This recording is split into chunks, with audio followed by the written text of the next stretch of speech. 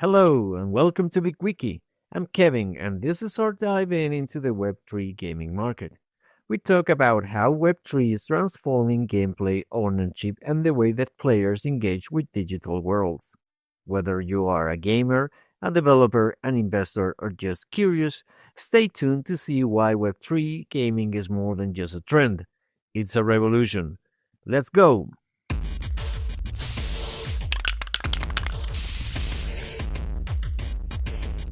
Today, we are going to explore Ashes of Mankind's Citadels, an upcoming first-person extraction shooter by Black Eyes Studios. So, let's get cracking.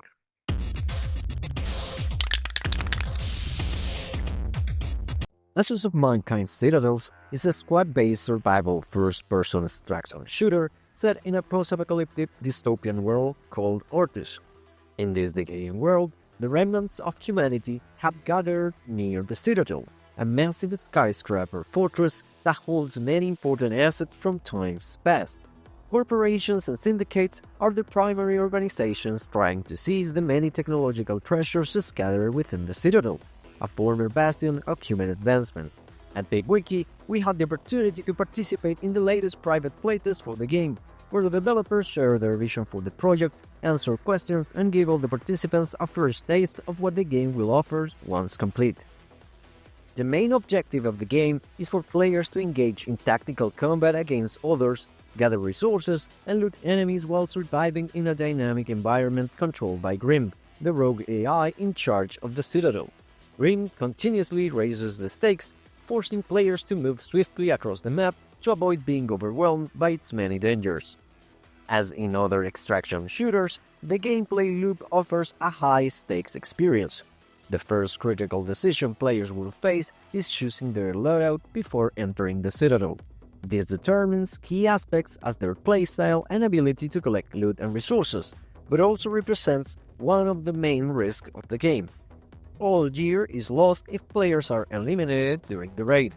Will you enter heavily armed, risking everything, or opt for a lighter loadout to minimize potential losses?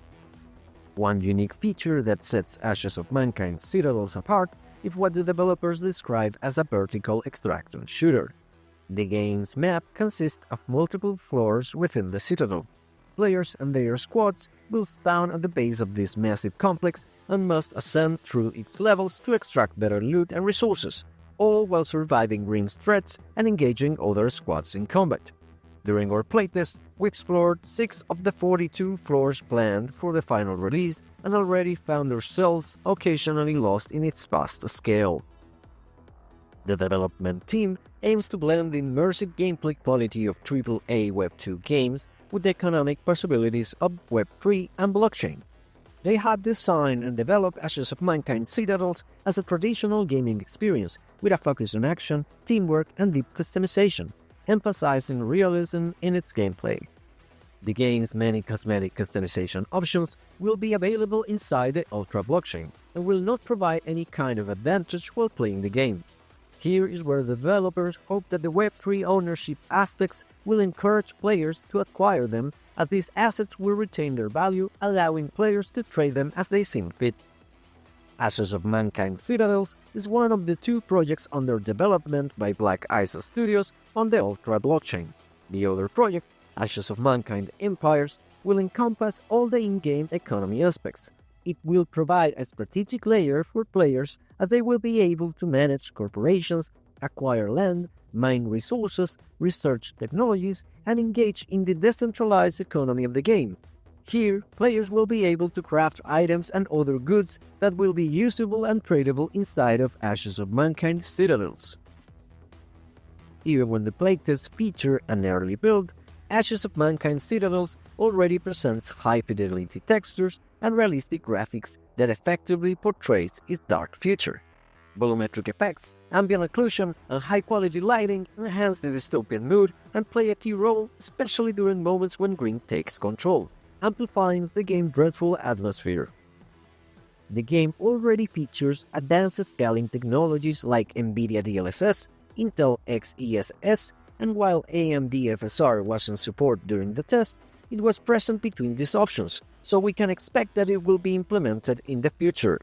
Since we tried such an early version, there were many things that still didn't work as intended or were plainly broken.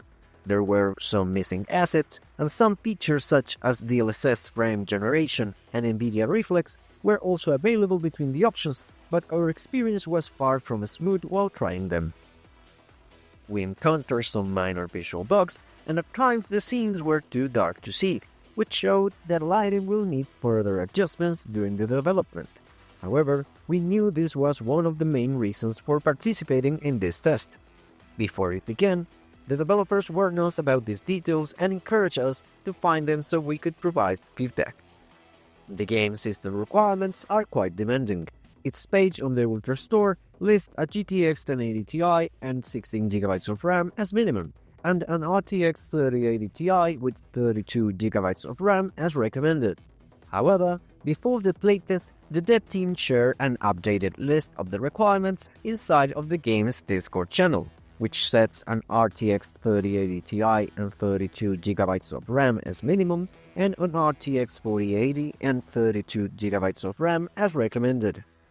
In our experience, using an RTX 4060, we had to lower settings to medium and enable NVIDIA DLSS for smooth gameplay. We can expect that the game will probably be further optimized during its development, and maybe we even could see the requirements to drop a little. Despite these issues, we enjoyed our time while playing Ashes of Mankind Citadels and looked forward to see what future updates will bring to the game.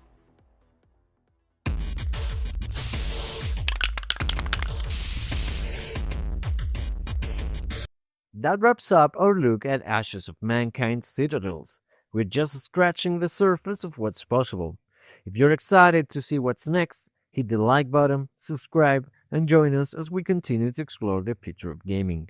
Thanks for watching, and welcome to the world of BIGwiki.